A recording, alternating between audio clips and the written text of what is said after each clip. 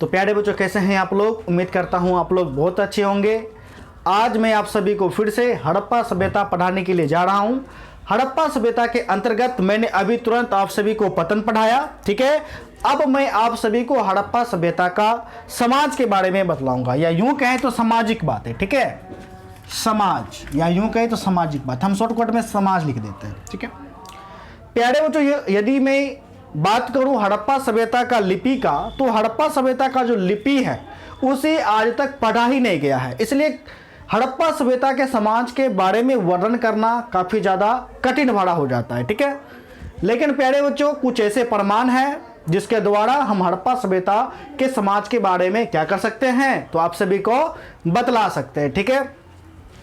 प्यारे बच्चों, देखिए, हड़प्पा सभ्यता का जो समाज था, उस समाज में जो लोग रहा करते थे, उस लोगों को 4 भागों में बांटा गया था, ठीक है। कितने भागों में? 4 भागों में, यानी कि हड़प्पा समाज के लोग, ठीक है, कितने वर्गों में? तो 4 वर्ग में बांटा गया, ठीक है। कौन कौन सा वर्ग होगा प्यारे बच्चों? सबसे पहला वर्ग तो योद्धा तो होगा ही होगा, जो युद्ध लड़ता होगा, योद्धा, ठीक है। दूसरा क्या होगा? विद्वान, ठीक है। तीसरा व्यापारी, जो व्यापार करते थे, व्यापारी। और तीसरा जो मजदूर थे, कामगार, ठीक है, जो सेवक थे। तो हड़प्पा सभ्यता 4 वर्गों में विभक्त थी, योद्धा, विद्वान, व्यापारी और कामगार। सभी का अपना अपना पेशा था, ठीक है प्यारे बच्चों।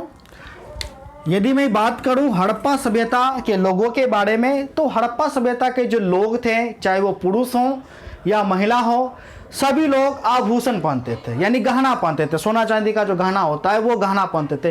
पुरुष भी पहनते थे और महिलाएं भी पहना करती थी, ठीक है। प्यारे बच्चों, जब हड़प्पावासी लोग जो है काम करते करते उब जाते थे, तो वे लोग क्या करते थे? वे लोग मनोरंजन का भी साधन का प्रयोग करते थे। वे लोग मनोरंजन के तौर पे क्या किया करते थे?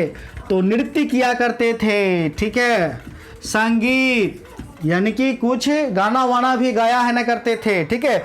यानी हम कह सकते हैं वहाँ संगीत कला भी थी, और सॉरी, नृत्य कला भी थी, और क्या थी? तो संगीत कला भी प्यारे बच्चों थी, ठीक है। अब आता है नेक्स्ट पॉइंट। प्यारे बच्चों, यदि मैं हड़प्पा सभ्यता की बात करूं, तो हड़प्पा सभ्यता को लोगों को लोहा धातु के बारे में पता ही नहीं था। लोहा धातु के बारे में पता नहीं था। वे लोग क्या करते थे कि सबसे मजबूत धातु में तांबा, ठीक है, तांबा प्लस टीना धातु को पिघला, अब दोनों धातु को पिघला करके, तांबा टीना को पिघला करके एक नया धातु बनाते थे, जिसका नाम था कांसा।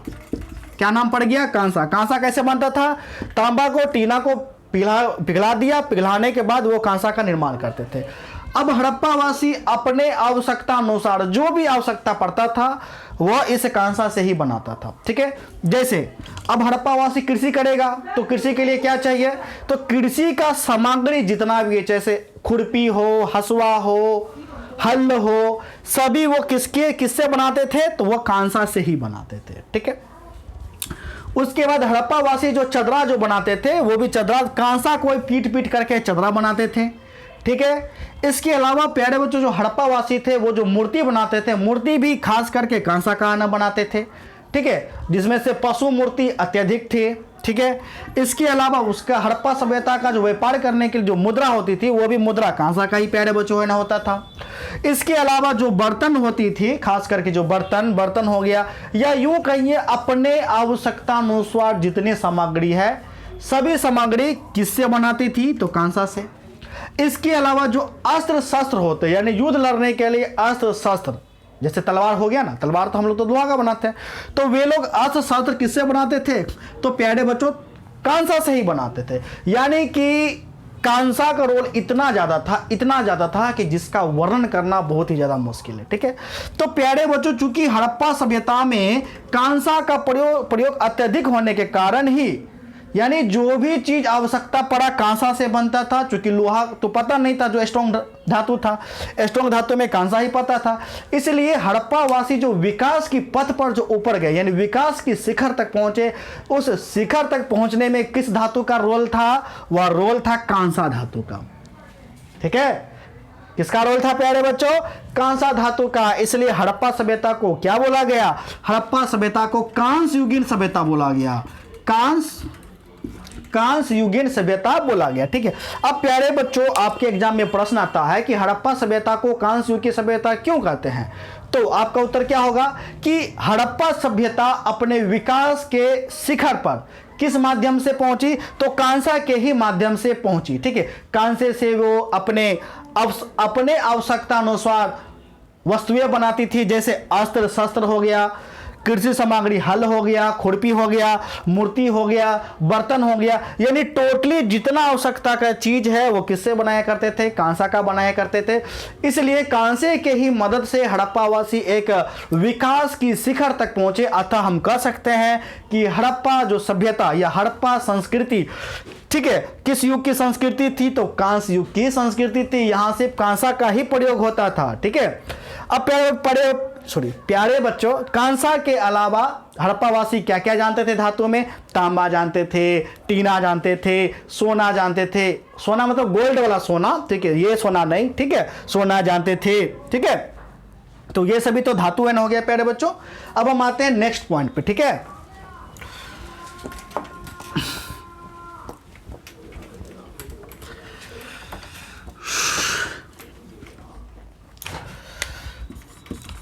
प्यारे बच्चों देखिए, इसके अलावा जो हड़प्पा वासी थी वो मिट्टी का भी वो क्या करते थे? तो खिलौना बनाया करते थे। ठीक है, अब जैसे बच्चों का खिलौना होता है तो हड़प्पा वासी क्या करते थे? तो मिट्टी का खिलौना बनाते थे और मिट्टी का भी बर्तन ये लोग बनाते थे। ऐसा नहीं था कि सभी लोग कांसा का ही बनाते थे। जो लोग गरीब थे, मजदूर थे, अब जो गरीब होंगे, ठीक है, वो तो जाहिर सी बात है कि मिट्टी का ही बनाएंगे।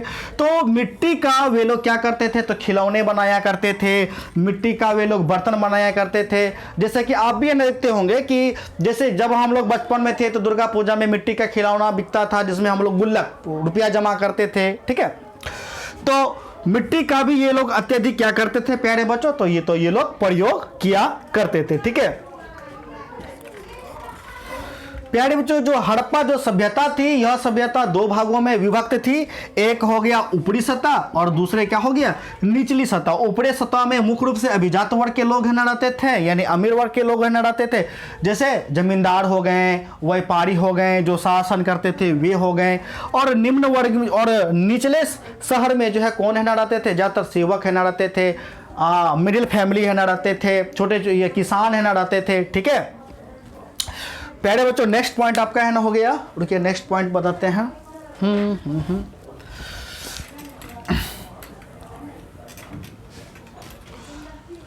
अब प्यारे बच्चों देखिए, हड़प्पा जो वासी थे श्रृंगार में भी बहुत है ना आगे थे। ये लोग चूड़ियां पहनते थे, लिपस्टिक है ना लगाते थे। तो इस प्रकार से ये लोग श्रृंगार में भी क्या करते थे? तो बहुत ही ज्यादा रुचि रखते थे। ठीक है, यदि मैं व्यापार की मैं बात करूं, इसी में हल्का सा मैं व्यापार जो देता हूं, तो हड़प्पा वासी क्या करते थे कि हड़प्पा वासी हड़प्पा से किससे व्यापार करते थे? तो मेसोपोटामिया के बाद यहाँ हो गया आपका क्या? मिस्र की सभ्यता। और इधर मेरा हो गया चीन, यानी चीन की सभ्यता, मेसोपोटामिया में से मेसोपोटामिया, उसके बाद मो से मिस्र की सभ्यता। ये लोग क्या करते थे? ये लोग, ठीक है, ये लोग एक बंदरगाह लोथल में बनाए हुए थे। ठीक है, और बंदरगाह से क्या करते थे? जहाजों से, यानी बड़ा बड़ा नावों से वो क्या करते थे? एक स्थान से दूसरे स्थान यानी कि मेसोपोटामिया जाते थे और उसके साथ क्या किया करते थे? तो व्यापार किया करते थे। ठीक है प्यारे बच्चों, तो व्यापार करने के लिए यह लोग जल मार्ग का भी अत्यधिक प्रयोग करते थे, नावों का भी प्रयोग है ना करते थे। आपके एग्जाम में प्रश्न भी है ना आता है कि बंदरगाह का प्रमाण कहां से मिला? तो प्यारे बच्चों उत्तर क्या हो जाएगा? लोथल हो जाएगा। ठीक है, चलिए नेक्स्ट पॉइंट हम लोग बात करते हैं।